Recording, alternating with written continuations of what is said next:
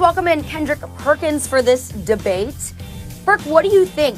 76ers, they're doing so well. So should they even entertain, or really should they just reject any and all offers as far as trades go for Harden? Well, right now, if I'm the Philadelphia 76ers, Charlie, I'm gonna stand pat. I'm not gonna even entertain a trade. And one word describes why. Yeah, I said it, Max, and I'm gonna tell you why. Because of chemistry. You were Mr. You got to trade for James Harden. Yesterday, you were Mr. That. No. I said you have to take in consideration.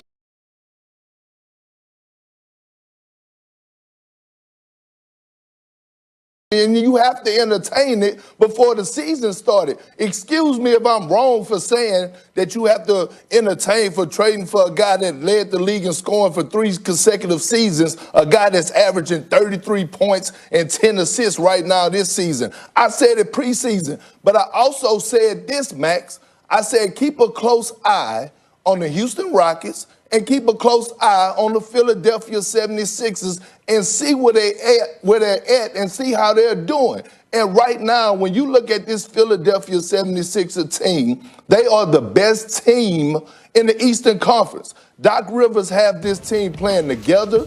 Joel Embiid is playing some of the best basketball of his career, like I thought he would do under Doc Rivers. Tobias Harris is having one of the best seasons thus far under Doc Rivers, like he did with the LA Clippers, averaging 19 and 8. And then Doc has his son-in-law, Steph Curry, who got to go home to answer to his daughter, Callie Rivers, if he don't go out and perform night in and night out. And then they have spacers and Danny Green. They have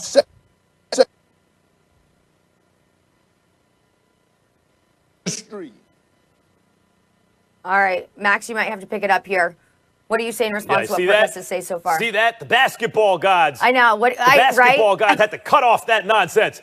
Perk was there talking about James Harden, lauding James Harden. They got to trade for James Harden. What did I tell you? The more at first I understood, I was like, yeah, of course, James Harden, and he can, the outside shooting and everything.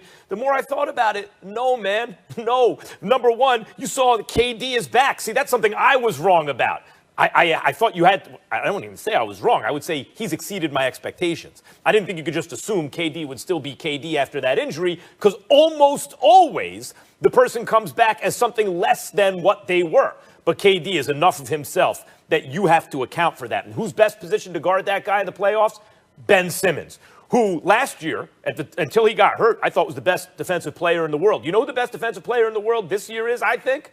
Joel Embiid. I think he's been the MVP of the league so far, both ends of the floor. He's the best player on the best team and the best defender on that team. Even better than Simmons so far this year. And you know who else has been great? And you mentioned Tobias Harris's offense. His defense has been excellent. I can't believe I'm saying it. I won't put on blast who said this to me, but a coach, I mentioned, hey, Tobias Harris, at least he can defend. You know, he's a versatile defender, even if he's not very good at it. And the coach told me, yeah, he can't defend all 5 positions, but he can this year. He's been excellent on defense this year. And by the way, part of that is Joel Embiid, right? Because Joel Embiid is the safety net, and Tobias Harris can look good when you got that back there. I'm not discounting his effort, but that's how good Embiid has been. This has, and you bring up Seth Curry, not only can he shoot it off the dribble, he can hook teammates up. He's playing a little bit more like his brother. And Danny Green, and all that points to is Daryl Morey. You got, one of the best executives in sports now at the helm of that team. The team he left, not so good. The team he's on, suddenly extraordinarily good. No, you shouldn't trade for James Harden, as I told you before the season started. Yeah, but Max, before the season started, I didn't say do it. I didn't say it was a guarantee. I said you have to entertain the conversation, and you do. You can't just say a guy that's been in the MVP conversation for the last 4 or 5 years, every single year, that you're not going to entertain trading him and getting him to Philadelphia. That's why I said you have to evaluate and keep a close eye on it. See, Max, the difference between you and I is that I'm not married to my statements, okay? You be ready to put a ring on it. You just like Beyonce. And you ready to stick with it. You ready to stick with I'm it the when you say something. On this show. I don't have a problem with going back and saying, you know what? I'm watching this 76er team, and no, I would not trade for James Harden right now because I'm looking at the chemistry. You brought up a lot of great points. They're playing excellent basketball on the offensive end and the defensive end. They are locked in. They are playing boxes and elbows, no driving gaps, diving on the floor for loose balls, getting back on defense.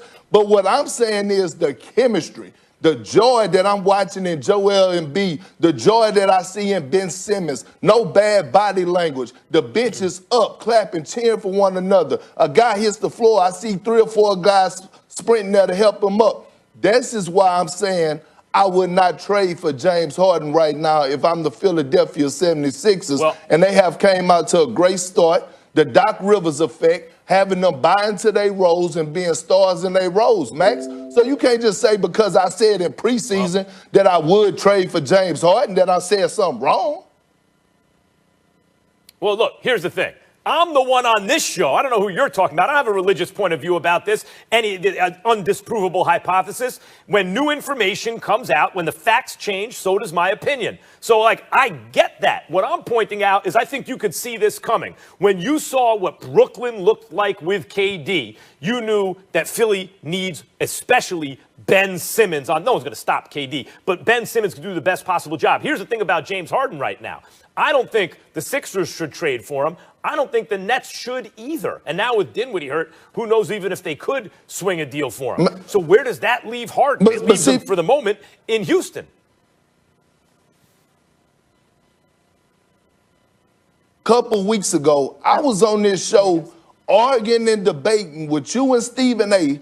about Ben Simmons and his shooting. Could it work without him shooting jump shots? Right, and to point out the election of Warnock in Georgia as what appears to be progress. But to me, it often feels like, and maybe I'm just in a pessimistic mood today, but to me, it feels like the illusion of progress because it feels like whack-a-mole to some degree for us, and not just us as black people, but us who want to make this country what it professes to be, is it feels like once you get past Jim Crow, then there's redlining, and there's always something new, some other new way that you pop up, like it's not slavery anymore, so it's sharecropping, and there's new ways that the institutions kind of hold in place the caste that we've always been in. And the word caste comes to mind because of Isabel Wilkerson's book that goes into detail on all the many different ways that the country continues to perpetuate this caste system that we're under. So it's discouraging when you see results like this. And I guess it should be encouraging when you see things like what happened in Georgia yesterday. But I'm in D.C. When I came into the office today, there were thousands of people in the streets protesting an election that they believe to be rigged, that we all actually know was not rigged. So it's hard for me to be optimistic as a black person at this time. It's hard for me to get excited when I look at the history of this country. So I understand the Georgia thing is worth celebrating. I'm happy about it, but it feels like something something revolutionary needs to happen for us to break out of this pattern, because there are so many kind of hardened institutions that perpetuate these things, and we cannot break those institutions without some sort of revolution. And it's sad when the celebration is when we elect people who are not revolutionary. So it's hard to expect a revolution. And I love the quote by Dr. King that you brought up last segment. It's a great quote. The arc of history bends towards justice. The arc of history is long, but it bends towards justice. It feels good, but I don't know how true it is, because it doesn't feel like, I guess you could argue if we're going from slavery to now, then actually we're closer to justice than we were before. But to me, justice is not something that is on a spectrum. Justice is or it isn't. So it's not something that you can get closer to. It is or it isn't. Just like in the case yesterday, either you charge them or you don't. They don't charge them. They're not getting justice in that situation. So it's hard for me to be optimistic. Sorry about that, Max. Go ahead. No, not at all. I don't mean to interrupt. Because you brought it up, right. How do you square the moral arc of history is long, but it bends toward justice, with another Dr. King quote, justice postponed is justice denied. Both things are true, and it seems contradictory. But I referenced Stacey Abrams, who helped get Warnock elected, over Loeffler, who is the owner of the Atlanta Dream, right, who protested against Black Lives Matter. And so her own team wore T-shirts saying, vote Warnock. Yep. The person, their owner, the terminology even, right? The owner of the team was running against. They said, vote for the opponent, who is a black man, by the way. So I understand it seems contradictory, and you're right. Justice postponed is justice denied, which is, I think, what you were not just referring to, explicitly really stating. But Stacey Abrams, when you listen to her, I suggest to check it out on social media, talk about how she went, her great-great-great-grandparents were slaves, and then great-great-grandparents were sharecroppers, but she traces it, and in each generation, there was injustice, for sure. But inevitably, it led to the position she is in today. So yes, it was denied for a long time. It was postponed for a long time, and there was because the moral arc of history is long, and the gradual process means that there will be ongoing injustice, and that is not to say this will take care of itself. Just let's deal with the injustice. No, and that's not what LeBron James is doing when he puts together a group and says, I want to buy the Atlanta Dream, when he opens